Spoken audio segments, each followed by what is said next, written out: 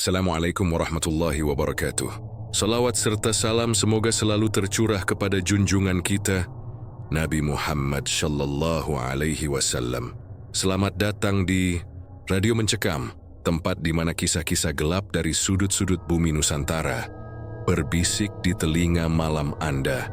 Jangan matikan lampu, jangan berpaling dari suara ini, karena setiap bisikan, setiap napas yang terdengar, mungkin bukan hanya datang dari dunia manusia.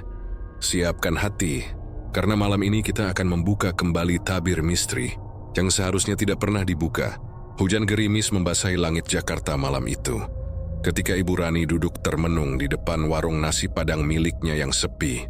Meja-meja kosong, lampu redup berkelip, dan hanya suara hujan yang terdengar menemani pikirannya yang kalut. Sejak beberapa bulan terakhir usahanya merosot tajam. Pelanggan tetap hilang satu persatu dan uang tabungan makin menipis. Sementara cicilan kontrakan warung dan kos di belakangnya sudah menunggu di ujung bulan. Ya Allah, apa selaku sampai begini sepi?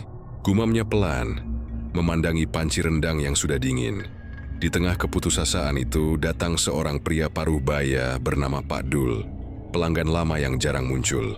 Jumlah lotisnya payung lusuh, dengan senyum yang tak biasa. Setelah memesan nasi Padang, ia duduk lama di depan Ibu Rani, seolah menimbang sesuatu yang berat untuk diucapkan. "Ibu, saya tahu usaha ibu lagi susah, tapi saya punya cara," katanya lirih. "Bukan dukun, bukan santet, ini cara mencari rezeki lewat jalur spiritual."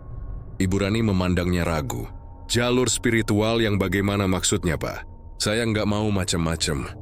Pak Dul tertawa kecil, mencondongkan badan. "Gunung Kemukus, Bu. Tempat orang minta rezeki tanpa tumbal. Ritualnya cuma, ya sedikit aneh. Tapi banyak yang berhasil." Nama itu menampar ingatannya. Gunung Kemukus di Sragen, Jawa Tengah. Ia pernah dengar dari orang kampungnya dulu. Katanya tempat itu tempat pesugihan yang aneh. Tapi yang menarik telinganya adalah satu kalimat, tanpa tumbal. "Beneran nggak ada tumbalnya?" Tanya Ibu Rani dengan suara bergetar. "Bener, Bu, nggak ada darah, nggak ada nyawa yang dikorbankan. Cuman ada syaratnya, harus ikhlas dan nggak takut." Kalimat itu menancap di pikirannya sampai malam. Ia tak bisa tidur. Setiap kali memejamkan mata, wajah-wajah pelanggan yang dulu ramai di warungnya muncul. Diikuti suara lirih dari pikirannya sendiri. Kalau ini bisa bikin ramai lagi, kenapa tidak dicoba? 3 hari kemudian ia memutuskan berangkat. Ia meninggalkan Jakarta dengan bus malam, hanya membawa tas kecil berisi pakaian, uang seadanya, dan sebungkus rendang kering. Sepanjang perjalanan, ia berdoa dalam hati agar langkahnya tidak salah. Tapi entah kenapa, semakin jauh dari Jakarta, dadanya justru terasa ringan. Bus berhenti di terminal kecil Sragen menjelang subuh. Udara dingin, jalanan berkabut. Dari sana ia naik ojek menuju Desa Pendem, desa paling dekat dengan Gunung Kemukus. Sepanjang jalan, pepohonan jati menjulang gelap, dan sesekali tampak kabut turun, menyelimuti jalan setapak. "Ojo ngomong sembarangan di kene, Bu," pesan tukang ojeknya. "Kalau sampai di atas, jangan sombong, jangan nanya-nanya."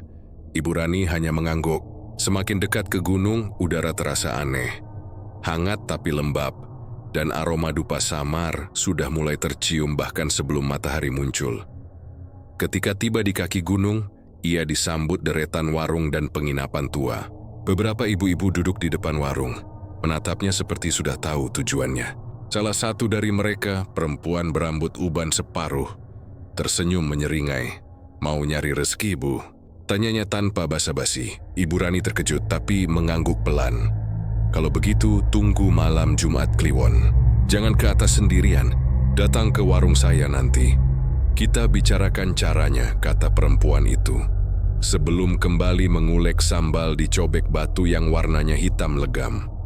Hari-hari berikutnya ia habiskan di penginapan sederhana. Di malam pertama, ia mendengar suara gamelan dari arah bukit, padahal tidak ada pertunjukan apapun. Malam kedua, ia bermimpi aneh.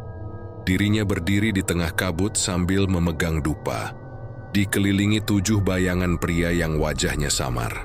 Mereka menatapnya dengan mata kosong, tapi dari mulut mereka keluar kata yang sama berulang-ulang. "Datanglah ke puncak, rezeki menunggumu." Pagi harinya ia bangun dengan tubuh lemas dan telapak tangan yang berlumur tanah lembab. Dewi tidak tahu bagaimana bisa begitu. Menjelang malam Jumat Kliwon, perempuan tua pemilik warung datang menjemputnya. "Nama aku Mbak Gandu," katanya pendek. "Kalau kamu sudah siap, malam ini kita mulai ritual penyatuan pertama." Ibu Rani menelan ludah. "Penyatuan?" Mbah Gandu hanya tersenyum tipis, matanya menyipit. "Iya, penyatuan antara roh rezeki dan roh manusia. Tapi kamu harus siap lahir batin karena ritual ini menuntut 7 kali penyatuan sempurna." Di luar, petir menggelegar. Hujan turun deras.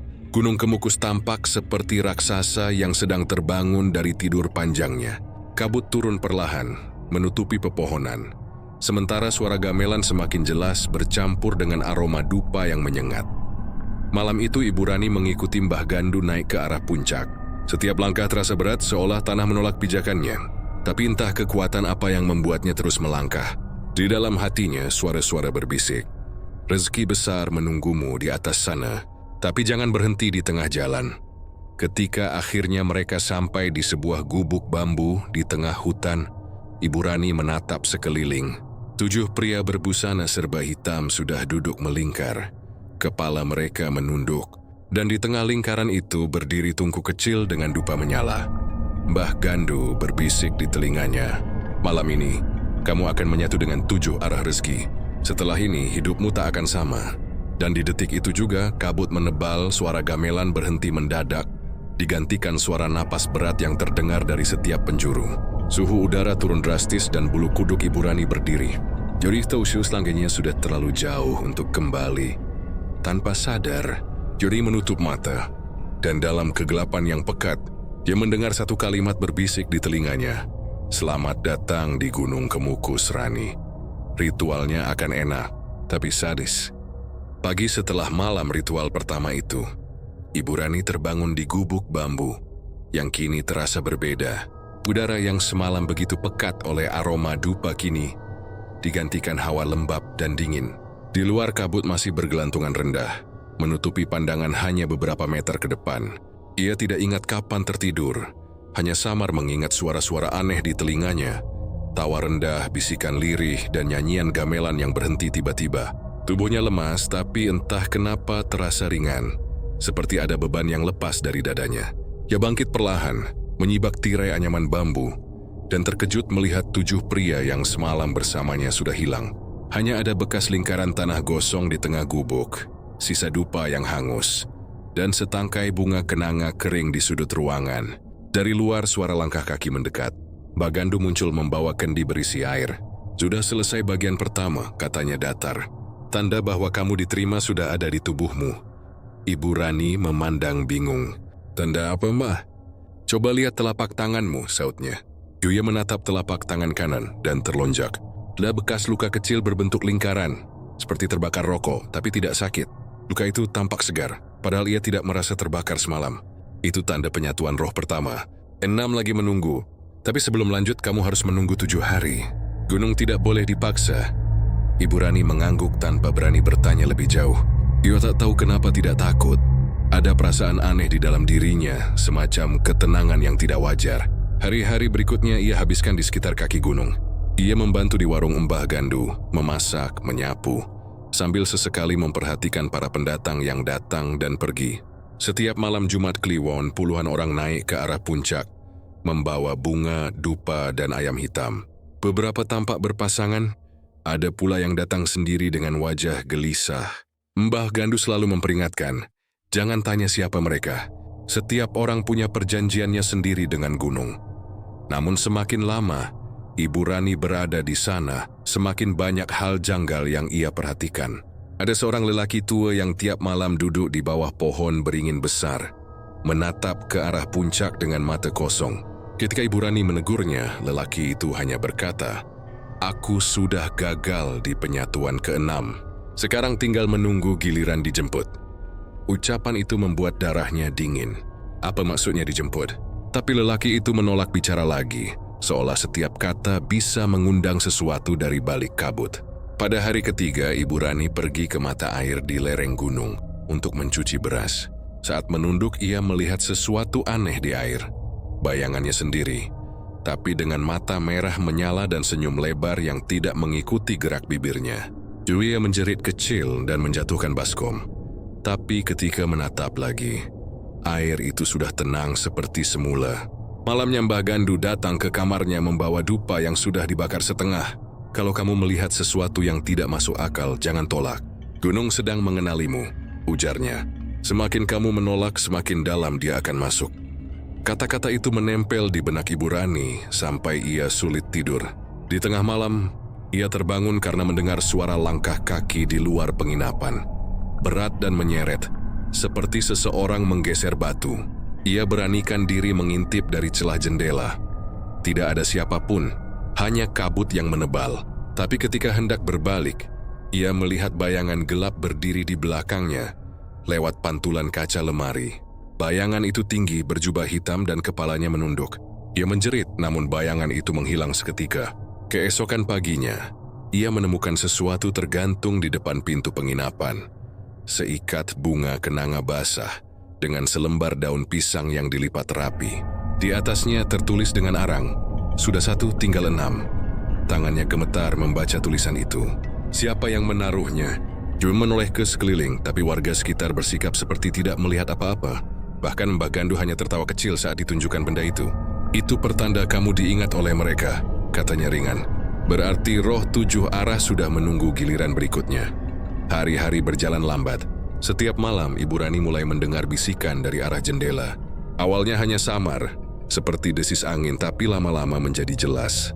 Suara-suara itu menyebut namanya berulang kali, memanggil agar ia kembali ke puncak.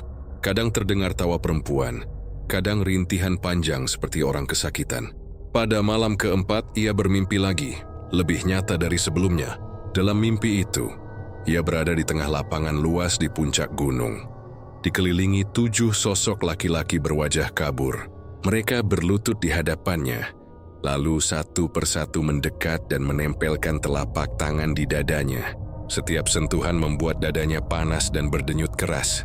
Lalu, salah satu dari mereka berbisik, "Kau sudah punya bagian dari kami. Tapi ingat, rezeki tidak pernah gratis." Ia terbangun dengan napas tersengal dan baju basah oleh keringat. Dari dada kirinya menetes darah tipis, seolah ada goresan kuku di sana. Sejak hari itu sesuatu dalam diri Ibu Rani berubah. Warung Mbah Gandu mendadak ramai. Banyak orang datang entah dari mana. Semuanya membeli makanan yang dimasaknya. Mereka memuji rasa nasi padangnya, mengatakan rasanya aneh tapi enak. Uang mulai mengalir, dan Mbah Gandu hanya tersenyum setiap kali Ibu Rani tampak heran. "Itu baru rezeki awal," katanya. "Gunung sedang menguji ketulusanmu. Namun di balik keajaiban itu, ada hal-hal kecil yang membuat bulu kuduknya berdiri. Setiap kali ia memasak, ia merasa ada tangan lain ikut mengaduk kuah rendang. Sendok di wajan bergerak sendiri beberapa kali. Dan setiap ia membuka panci, aroma daging tercium lebih kuat. Seperti bukan daging sapi, tapi sesuatu yang lebih amis. Suatu sore, ia melihat seekor ayam hitam melintas di depan warung.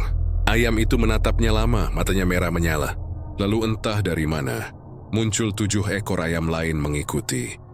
Berjalan membentuk lingkaran sebelum menghilang ke balik kabut. Ibu Rani mematung, napasnya tercekat. Ia tahu ke-7 adalah angka yang terus muncul sejak awal. 7 pria dalam ritual, 7 hari masa tunggu. 7 ekor ayam, 7 bayangan di mimpinya. Semuanya terasa saling terhubung dalam lingkaran yang makin menjeratnya, dalam sesuatu yang ia belum pahami. Malam itu, sebelum tidur ia mendengar suara gamelan lagi, lebih keras dari sebelumnya. Tapi kali ini, dari balik suara gamelan, muncul suara Mbah Gandu bergaung, "Siapkan dirimu, Rani. Penyatuan kedua akan datang, dan kali ini roh yang menjemputmu lebih lapar dari sebelumnya." Tubuhnya menggigil. Ia tahu, meski belum genap 7 hari, gunung sudah memanggilnya lagi. Dan suwo di dalam hatinya, ia tidak tahu apakah itu panggilan rezeki atau kutukan yang baru saja dimulai. Anda bilang. 3 hari berlalu setelah suara gamelan malam itu, dan sejak saat itu suasana Gunung Kemukus terasa semakin berat. Udara yang biasanya lembab kini disertai aroma besi yang samar, seperti darah kering yang tertinggal di tanah. Setiap pagi, kabut tidak lagi sekadar menutupi bukit, tapi menggantung rendah seperti tirai. yang memisahkan dunia manusia dengan sesuatu yang lebih tua dan kelam. Ibu Rani mulai merasa tidak tenang. Ia makan sedikit, tidur sebentar-sebentar, dan setiap kali memejamkan mata, selalu muncul bayangan 7 sosok samar yang berdiri di belakang Mbah Gandu. Wajah mereka kabur, tapi matanya jelas, merah dan berputar perlahan seperti bara. Pagi itu saat Ibu Rani sedang menyapu halaman warung, Mbah Gandu muncul dari arah belakang rumah. Perempuan tua itu membawa kendi besar berisi air, tapi langkahnya begitu tenang. Meski tanah becek, matanya tampak berbeda hari itu. Lebih dalam, lebih gelap. "Kamu sudah siap?" tanyanya tanpa salam. Ibu Rani menunduk, ragu. "Untuk apa, Mbah?" "Ritual penyatuan kedua. Roh gunung sudah menunggu. Kalau kamu menolak, semua yang sudah kamu dapat bisa hilang. Dan lebih buruknya, mereka akan menagih dengan caranya sendiri." Kata menagih membuat jantung Ibu Rani berdegup kencang. Ia tidak tahu siapa maksud Mbah Gandu, tapi hatinya tahu. Sesuatu yang sudah dimulai tidak boleh berhenti di tengah jalan. Ia menatap perempuan tua itu lama-lama sebelum mengangguk pelan. Mbah Gandu tersenyum, bibirnya bergerak kecil seolah menggumamkan mantra. "Bagus, kalau begitu malam ini kamu ikut aku ke puncak lagi. Tapi kali ini bukan untuk sekadar menyatu. Kamu akan bertemu dengan sang penjaga rezeki." "Penjaga?" tanya Ibu Rani. "Ya," jawabnya pelan. "Sosok yang memberi izin agar 7 roh itu bisa menyalurkan kekayaannya padamu. Tapi ingat, jangan lihat wajahnya terlalu lama. Dan jangan bicara kecuali ditanya." Sejak mendengar itu, hari terasa berjalan lambat. Ibu Rani mencoba mengalihkan pikirannya dengan memasak. Tapi setiap sendok yang diayunkan terasa berat. Saat mengaduk rendang, ia melihat bayangan di dinding dapur bergerak sendiri, seperti seseorang berdiri di belakangnya. Ketika menoleh, tidak ada siapapun. Menjelang sore, langit berubah menjadi abu-abu tua. Petir berkelebat di kejauhan meski hujan belum turun. Orang-orang di sekitar warung menutup pintu lebih cepat dari biasanya. Beberapa di antara mereka bahkan terlihat terburu-buru, meninggalkan kawasan kaki gunung. "Kenapa mereka pergi, Mbah?" tanya Ibu Rani ketika melihat beberapa lelaki berlari sambil membawa karung. "Karena malam ini bukan malam untuk manusia biasa," jawab Mbah Gandu. "Gunung akan terbuka. Siapa yang tidak dipanggil lebih baik pergi." Menjelang tengah malam, mereka berdua mulai berjalan naik. Jalanan becek, penuh tanah lembek dan akar-akar pohon yang menonjol. Angin dingin meniup rambut Ibu Rani, membawa aroma dupa bercampur amis daging mentah. Semakin tinggi mereka mendaki, semakin jelas suara gamelan yang samar di kejauhan. Irama lambat, tapi menekan dada seperti jantung yang berdetak di luar tubuh. Setelah hampir 1 jam mendaki, mereka sampai di dataran kecil di puncak bukit. Di sana berdiri sebuah batu besar dengan ukiran tua, menyerupai wajah manusia yang sudah aus dimakan waktu. Di depan batu itu 7 pelita menyala dengan api biru. "Duduk," perintah Mbah Gandu. Ibu Rani menuruti meski lututnya gemetar. Mbah Gandu duduk di seberangnya, mulai menggumamkan mantra dalam bahasa yang tidak dimengerti. Angin berputar, api pelita bergetar hebat. Lalu dari balik kabut muncul sosok tinggi berjubah putih kusam. Wajahnya tertutup kain, tapi napasnya berat dan berdesis seperti ular. Ibu Rani refleks menunduk. Tubuhnya gemetar hebat. Udara di sekeliling terasa menekan paru-parunya. Sosok itu berjalan perlahan mengitari batu besar, lalu berhenti di depan Mbah Gandu. "Dia sudah siap?" Suara berat itu terdengar, menggema tanpa gerakan bibir. "Sudah," jawab Mbah Gandu tenang. "Dia yang terpilih dari 7 arah. Yang lain gagal." Sosok itu mendekat ke arah Ibu Rani. Udara dingin membekukan kulitnya. Giliopsi mencium aroma tanah basah dan darah bercampur dupa. "Tunjukkan tanganmu," perintah sosok itu. Dengan gemetar, Ibu Rani mengangkat tangan kanannya. Sosok itu meraih tangannya perlahan. Lalu dari ujung jarinya keluar asap tipis. Luka bulat yang dulu ada di telapak tangan Rani kembali terbuka. Tapi kali ini memancarkan darah hitam yang menetes ke tanah. Sosok itu berbisik, "Darah ini bukan milikmu lagi. Ini darah perjanjian." Sekejap kemudian kabut di sekeliling berputar seperti pusaran air. Dari dalam kabut muncul suara tangisan, jeritan, dan tawa bercampur menjadi satu. Ibu Rani menutup telinga, tapi suara itu justru terdengar di dalam kepalanya. Ia melihat kilasan bayangan. Orang-orang datang membawa persembahan. wajah-wajah yang memelas, tubuh-tubuh yang menunduk di hadapan batu besar itu. Lalu satu persatu mereka lenyap dalam kabut, meninggalkan tawa yang terputus di udara. Saat kesadarannya mulai kabur, ia mendengar suara Mbah Gandu dari jauh. Ingat, setiap rezeki yang datang akan menagih kembali lewat rasa. Nikmat di awal, sengsara di akhir. Tapi kalau kau kuat, kau akan jadi bagian dari mereka. Kemudian semuanya gelap. Ketika Ibu Rani membuka mata, ia sudah berada di kamarnya lagi. Fajar baru menyingsing. Tubuhnya basah oleh keringat dan tanah. Tapi di tangannya kini tergeletak seutas benang merah dengan 7 simpul kecil. Di luar ayam jantan berkokok, tapi suaranya terdengar serak dan patah-patah. Ia keluar dari kamar dan menemukan Mbah Gandu sedang duduk di beranda, menatap langit yang masih kelabu. "Sudah selesai, Mbah?" tanyanya lirih. Mbah Gandu menatapnya lama, lalu tersenyum samar. "Baru mulai, Rani. Setelah penyatuan kedua, rezekimu akan mengalir deras. Tapi bersiaplah, karena roh ketiga akan datang lewat wujud manusia." "Wujud manusia?" "Ya," jawabnya pelan. "Salah satu dari 7 penjaga akan datang ke warungmu. Kalau dia membeli makananmu, jangan tolak. Itu ujian berikutnya." Ibu Rani menelan ludah, jantungnya berdegup keras. Dalam pikirannya, ia masih mendengar suara tawa dari balik kabut tadi malam. Tawa yang anehnya kini terdengar lebih dekat, seperti berasal dari dalam dirinya sendiri. Sejak pagi itu, ke langit di atas Gunung Kemukus tidak lagi biru, dan di dalam hati Ibu Rani tumbuh sesuatu yang belum pernah ia rasakan sebelumnya. Rasa haus yang tidak bisa dijelaskan, haus akan uang, akan pembeli, dan entah apa lagi yang diam-diam menunggu di balik ritual berikutnya. Anda bilang, hari-hari setelah penyatuan kedua berjalan lambat. Tapi di balik itu, ada sesuatu yang mulai berubah. Warung nasi Padang milik Ibu Rani yang dulu sepi, kini ramai luar biasa. Sejak pagi orang berdatangan, bahkan antre sebelum warung dibuka. Entah dari mana datangnya pelanggan-pelanggan baru itu. Sebagian tidak dikenal, berpakaian rapi, tapi wajah mereka pucat, dan matanya kosong seperti sedang bermimpi. Uang mengalir deras. Setiap panci rendang dan gulai laku habis sebelum siang. Ibu Rani tidak sempat berpikir panjang, hanya sibuk memasak, melayani, menghitung uang. Tapi setiap kali memegang lembaran uang itu, ada sensasi aneh menjalar di tangannya. Hangat, lembab, dan seperti berdenyut. Kadang-kadang ia merasa uang itu bergetar pelan, seolah masih hidup. Mbah Gandu sesekali datang ke warung, duduk di sudut memperhatikan tanpa bicara. Suatu sore saat warung sudah tutup, ia berbisik, "Itu baru awalnya, Rani. Gunung sudah mulai memberi. Tapi jangan lupa, setiap rezeki punya rasa. Jangan pernah menolak rasa yang datang." Ibu Rani tidak sepenuhnya mengerti maksudnya. Tapi malam-malam berikutnya, ia mulai mengerti dengan cara yang tidak ia duga. Malam pertama setelah warungnya penuh sesak, Ibu Rani terbangun di tengah malam. Suhu di kamarnya turun drastis, padahal semua jendela tertutup.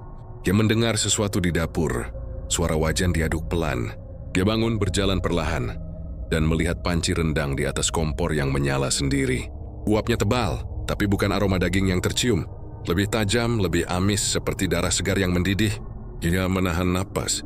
Dalam uap itu terlihat sekilas bayangan seseorang sedang berdiri di balik panci. Tinggi, dengan kepala tertunduk. Wajahnya kabur seperti asap yang belum sempat padat. "Teruslah masak," bisik suara itu dari balik uap. "Masak untuk kami." Ibu Rani menjerit pelan, tapi suaranya tertahan di tenggorokan.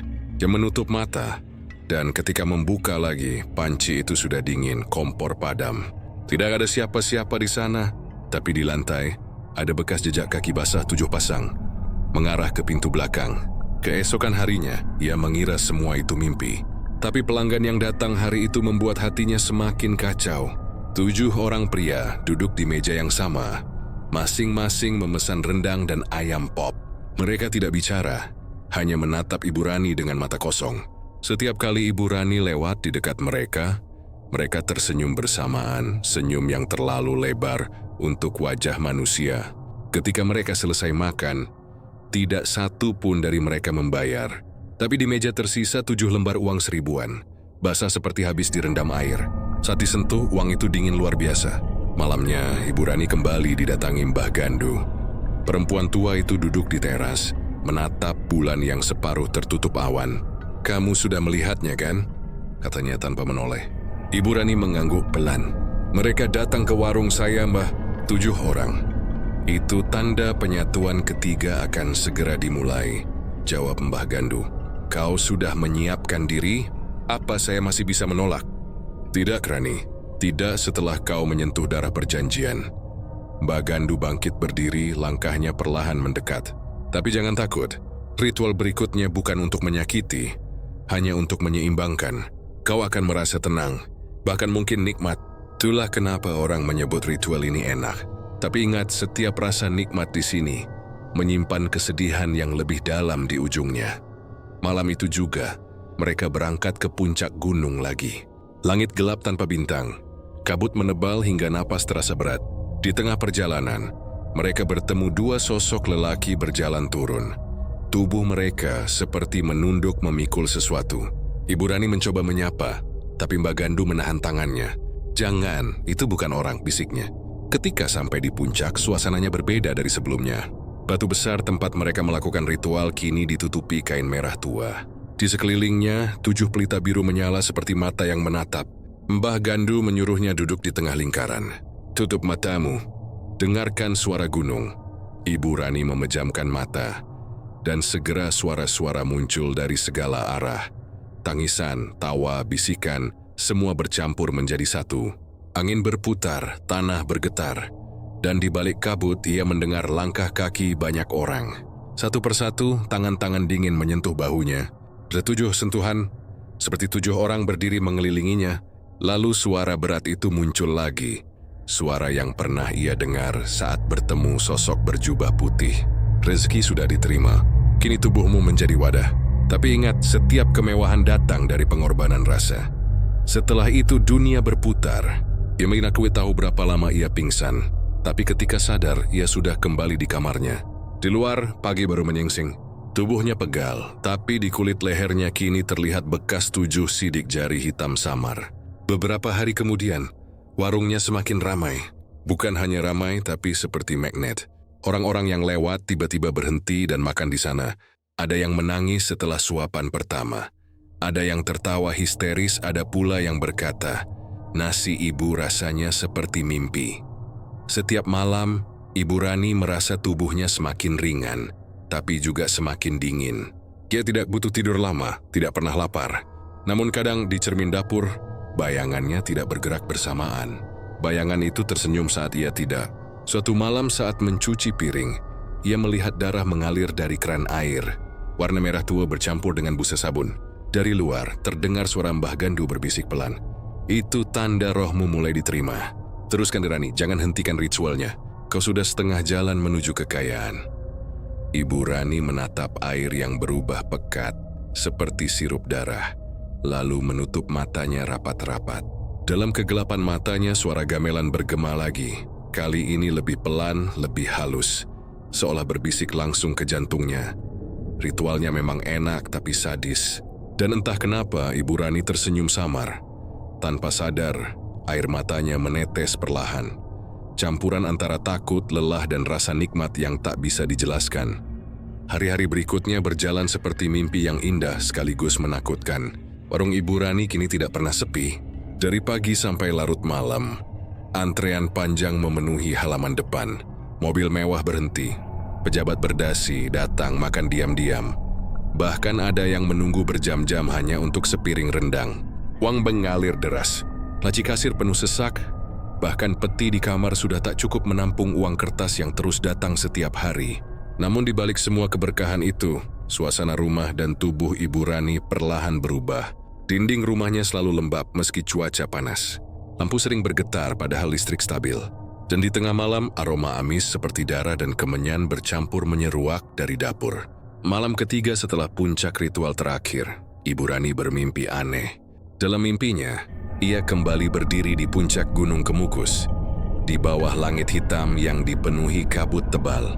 Di depannya berdiri 7 sosok lelaki tanpa wajah. Tubuh mereka dipenuhi tanda-tanda luka seperti bekas terbakar. Mereka berbicara bersamaan. Suaranya bergema seperti dari dalam tanah.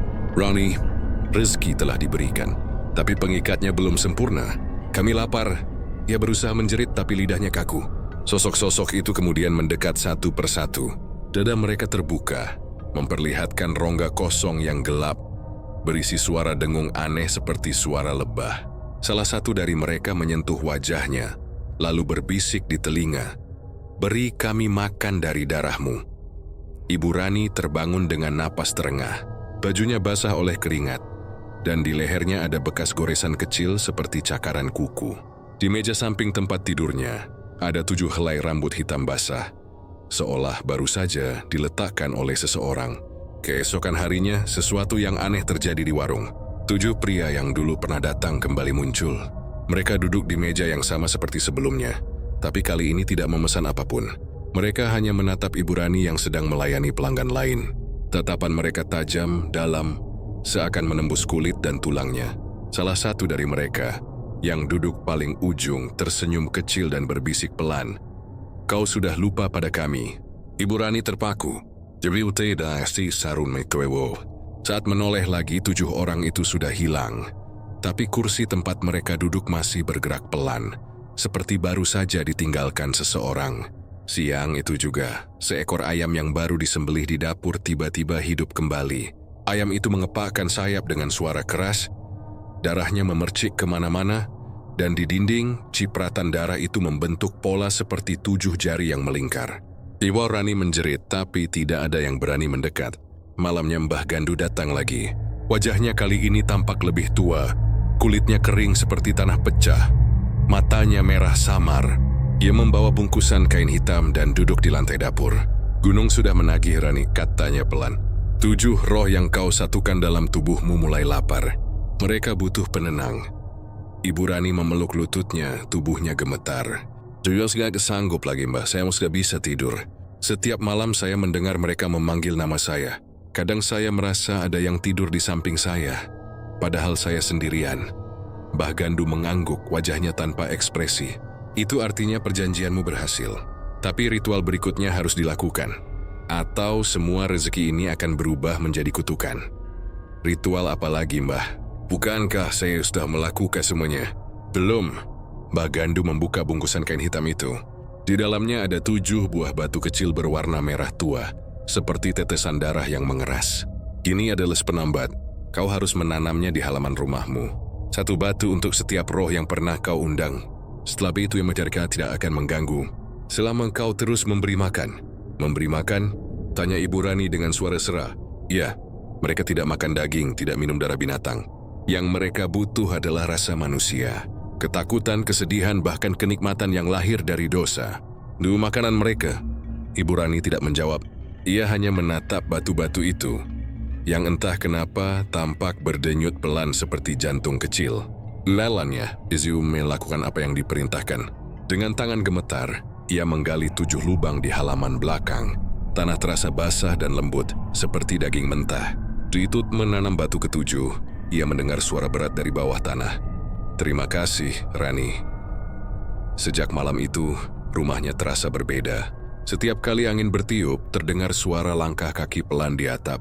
Kadang suara orang tertawa di dapur, atau seperti napas berat dari bawah lantai.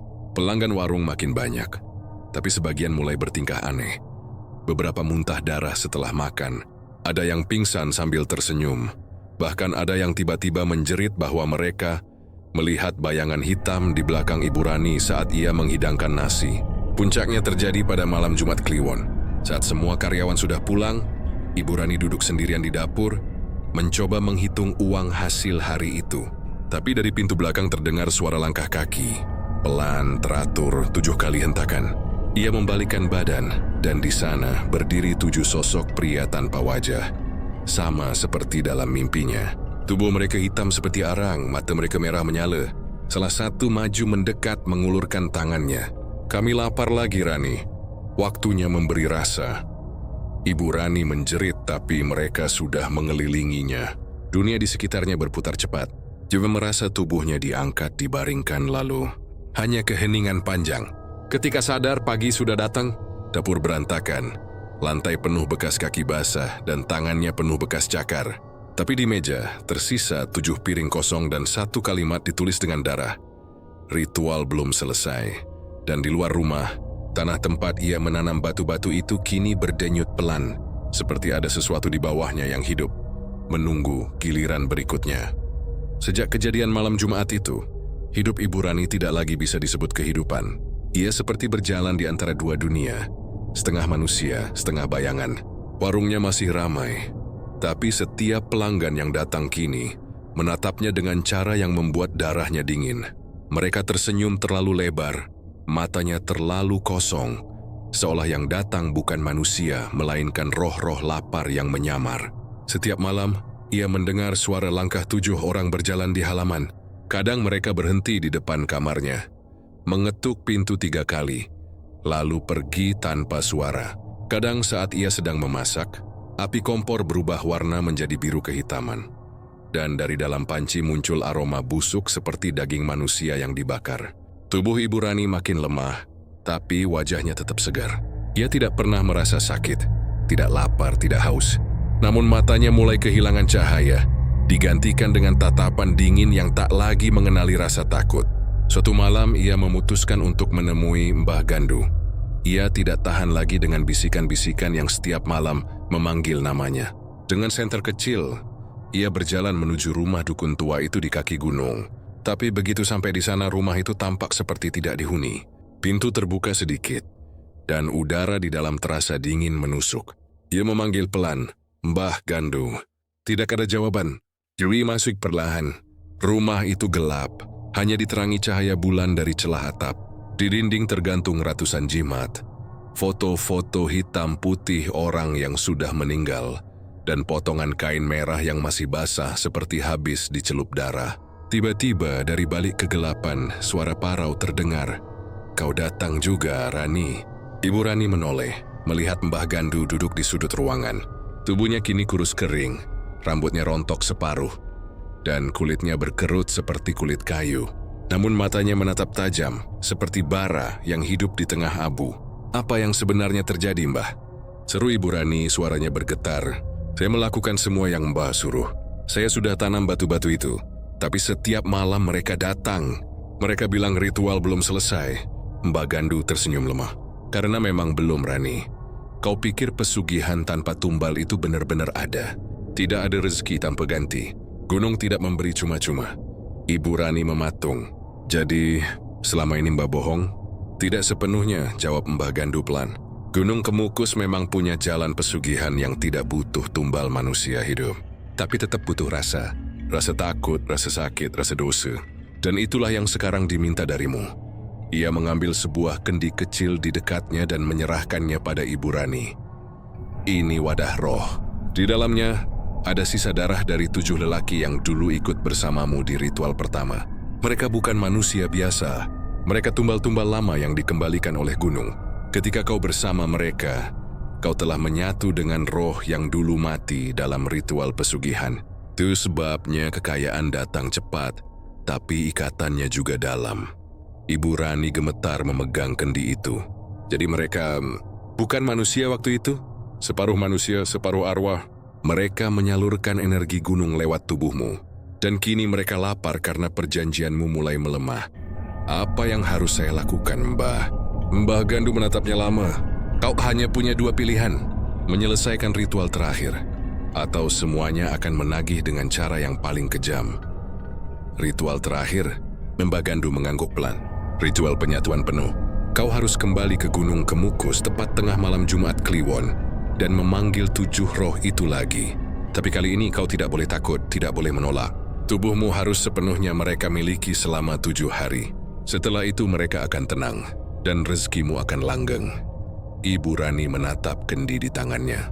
"Kalau saya tidak melakukannya," Mbah Gandu menghela napas, "maka mereka akan memakan yang kau cintai. Orang-orang yang makan dari tanganmu akan mati satu persatu.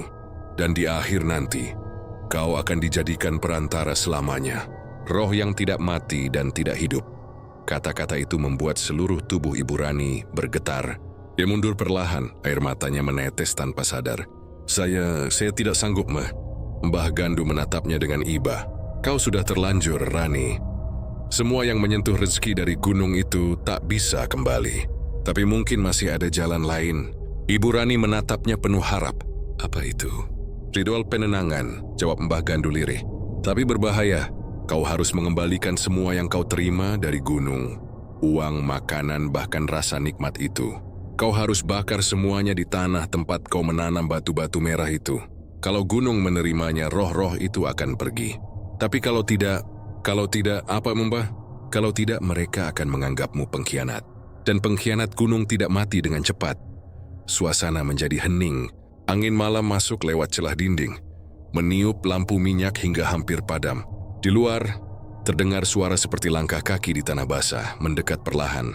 Ibu Rani menoleh ke arah pintu, wajahnya pucat. "Mbah, suara apa itu?"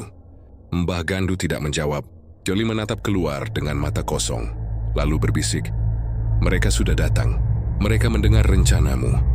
Tiba-tiba kendi di tangan Ibu Rani bergetar keras, lalu pecah tanpa sebab.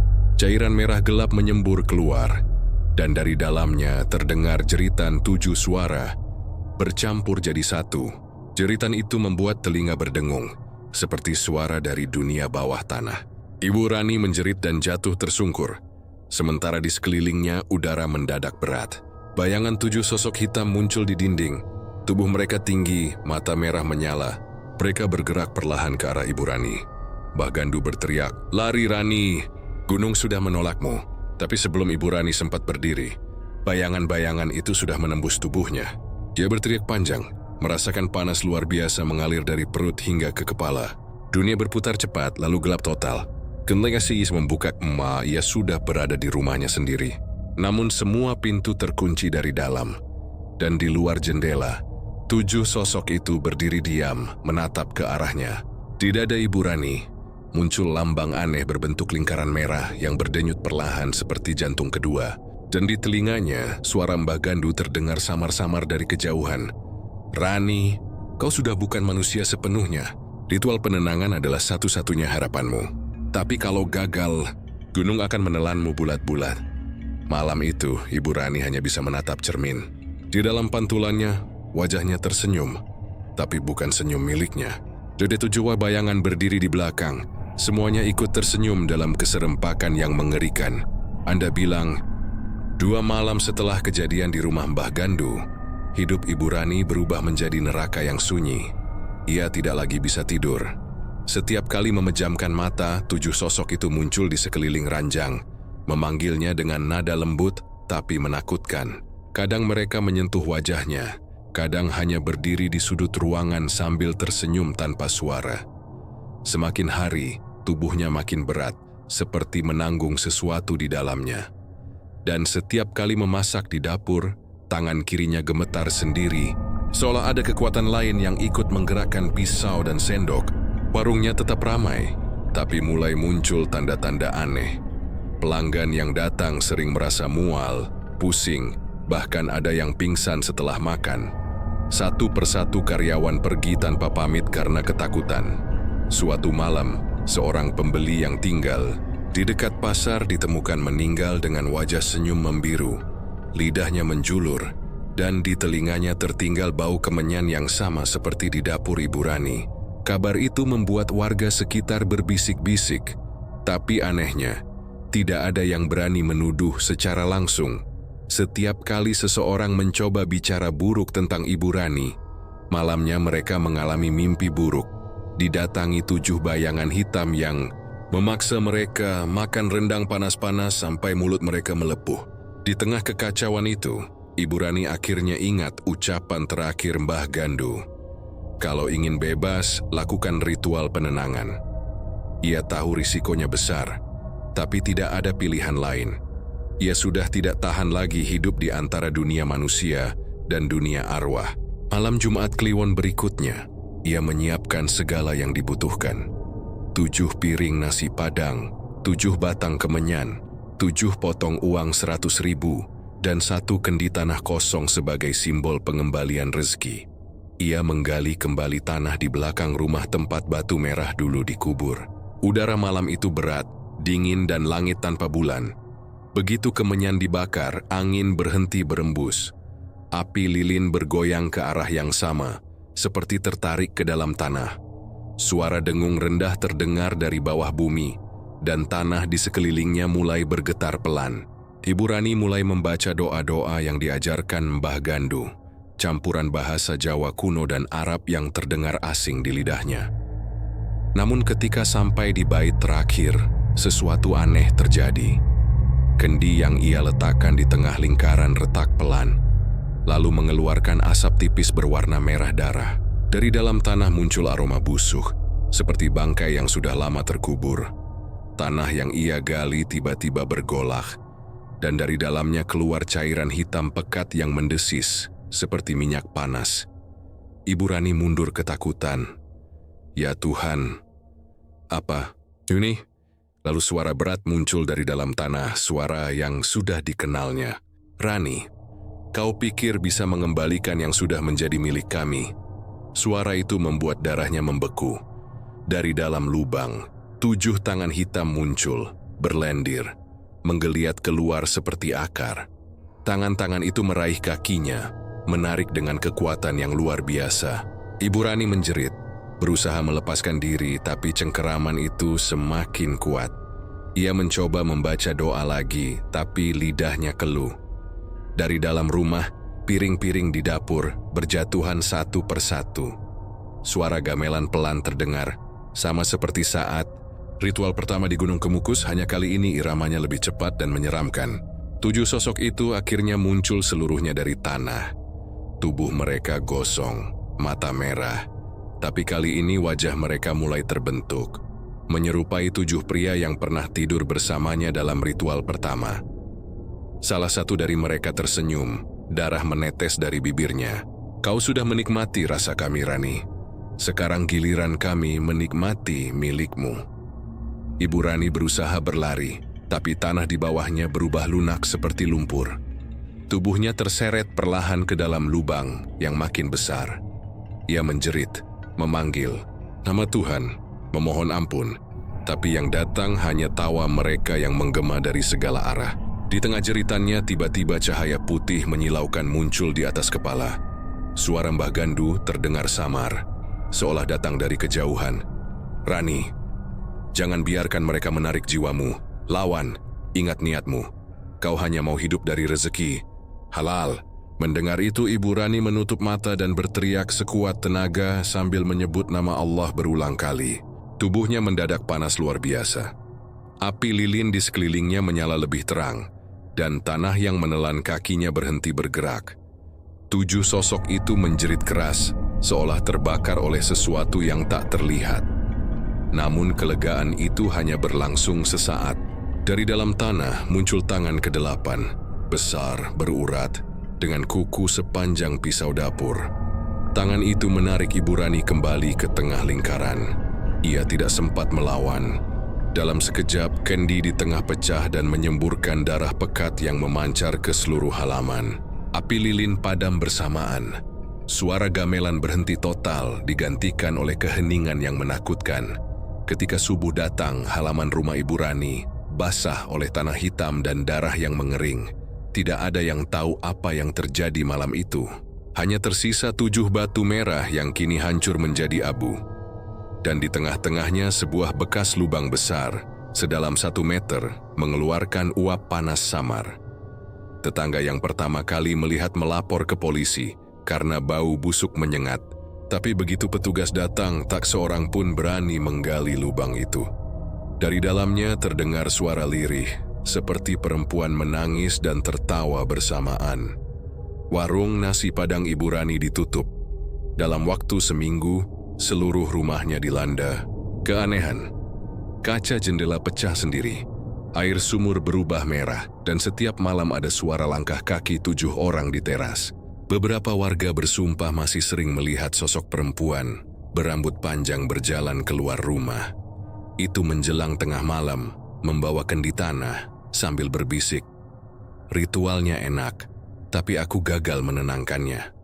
Dan setiap kali angin, malam berembus dari arah Gunung Kemukus, bau nasi rendang bercampur darah tercium samar, mengingatkan bahwa pesugihan tanpa tumbal ternyata memang tak pernah benar-benar ada. Anda bilang, setelah ritual penenangan yang gagal, rumah Ibu Rani berubah menjadi tempat yang tidak lagi bisa disebut milik manusia. Dari luar memang tampak biasa, tapi siapapun yang berani mendekat akan mendengar suara aneh. bisikan lirih, kadang tawa pelan, kadang suara wajan dan panci berdenting sendiri seolah ada yang sedang memasak di dalam. Sejak malam itu, tidak ada yang melihat Ibu Rani lagi secara langsung. Namun warga sekitar bersumpah sering melihat bayangan perempuan keluar dari rumah itu menjelang tengah malam, membawa kendi tanah dan berjalan ke arah sumur di belakang. Setelah itu terdengar suara seperti air mendidih dan tangisan panjang yang menggema hingga ke jalan raya. Selama beberapa minggu, kabar tentang rumah Ibu Rani menyebar luas. Banyak yang percaya arwah 7 lelaki ritual telah kembali menagih. Tapi yang lebih mengerikan, orang-orang yang pernah makan di warungnya mulai mengalami hal-hal aneh.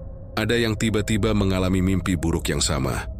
Duduk di meja makan warung itu, tapi nasi padang di depannya berubah menjadi potongan tubuh manusia. Ada yang tubuhnya penuh luka seperti bekas cakaran, padahal tidak pernah jatuh. Dan ada pula yang tiba-tiba kehilangan suara.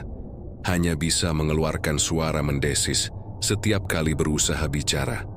Seolah roh dari ritual itu masih ingin mereka diam. Hari ke-40 sejak ritual gagal, langit di sekitar Gunung Kemukus gelap lebih cepat dari biasanya.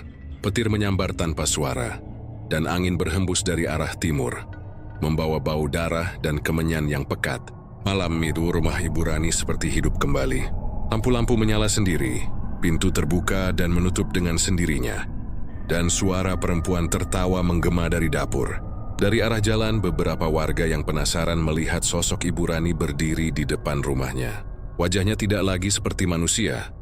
Kulitnya pucat kebiruan, matanya hitam legam, dan bibirnya tersenyum dengan darah menetes di ujungnya. Di tangannya ada panci besar yang berasap merah, dan di dalamnya sesuatu yang menggeliat. Salah satu warga berteriak memanggil nama Tuhan dan berlari.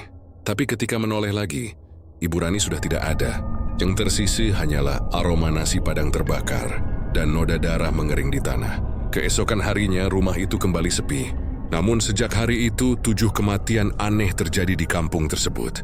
Hari pertama seorang penjual sayur ditemukan mati di dapur dengan wajah senyum membiru dan lidah menjulur. Hari kedua, anak muda yang dulu sering makan gratis di warung itu ditemukan tewas di sawah. Tubuhnya penuh bekas tangan berlendir. Hari ketiga, tukang parkir yang biasa menjaga depan warung meninggal. Dengan tubuh terlipat aneh, seperti tulang-tulangnya dipatahkan dari dalam. Dan begitu hari ketujuh tiba, orang-orang melihat sesuatu di puncak Gunung Kemukus. 7 cahaya merah berputar mengelilingi satu cahaya putih besar. Dari jauh terdengar suara gamelan lirih, diiringi tangisan perempuan. Beberapa peziarah yang kebetulan berada di gunung malam itu melapor. Mereka melihat sosok perempuan berpakaian putih berdiri di tengah kabut, memanggil nama-nama seseorang dengan suara serak, lalu berjalan masuk ke dalam tanah tanpa meninggalkan jejak. Di waktu yang sama, rumah Ibu Rani di bawah gunung mulai terbakar. Api tidak berasal dari luar, tapi dari dalam, dari dapur tempat ia biasa memasak. Api itu berwarna merah keunguan, membakar tanpa suara dan anehnya, tidak menjalar ke rumah-rumah sekitar.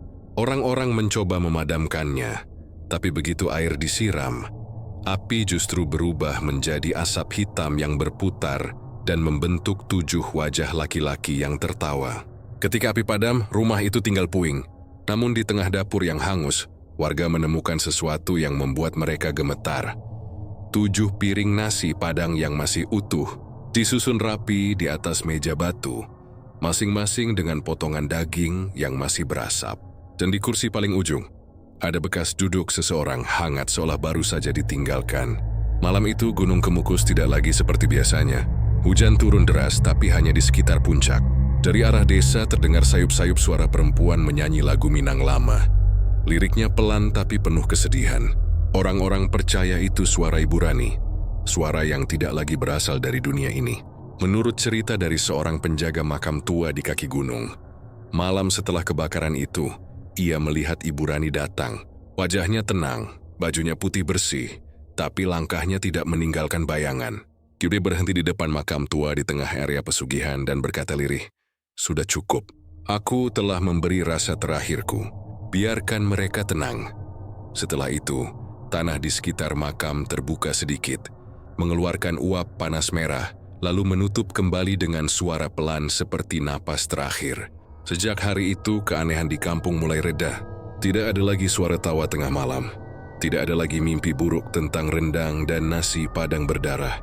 Tapi rumah Ibu Rani dibiarkan kosong, dikelilingi pagar bambu dan papan bertuliskan, "Dilarang mendekat, tanah milik arwah gunung."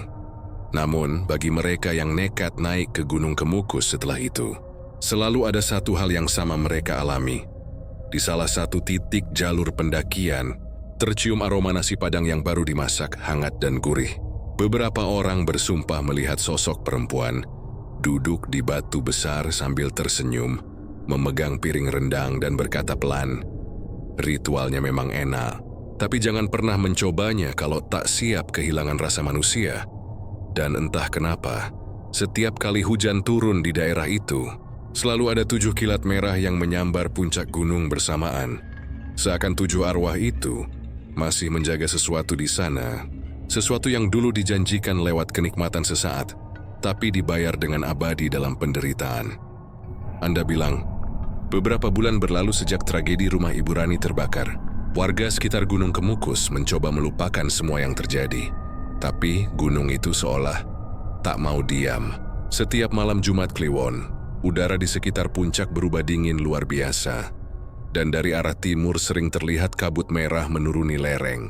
Orang-orang bilang, itu bukan kabut, melainkan arwah-arwah yang belum tenang, dipimpin oleh sosok perempuan berambut panjang yang kini dikenal sebagai Nyi Padang Kemukus. Nama itu muncul dari cerita yang beredar di kalangan peziarah dan pedagang yang masih berani mendekat. Mereka bilang, setiap malam Jumat Kliwon akan terdengar suara perempuan menawarkan makanan, lengkap dengan aroma nasi padang yang menggoda. Siapapun yang menjawab atau menoleh ke arah suara itu akan hilang tanpa jejak sebelum fajar. Beberapa percaya itu cara Ibu Rani menambah pelayan untuk dunianya sendiri. Dunia yang ia ciptakan dari hasil pesugihan tanpa tumbal yang ternyata menagih jiwa secara perlahan. Namun, kisah ini belum selesai di situ. Beberapa minggu setelah rumahnya terbakar, anak satu-satunya, Nina, datang dari Jakarta. Gadis itu tidak tahu apa-apa tentang ritual ibunya.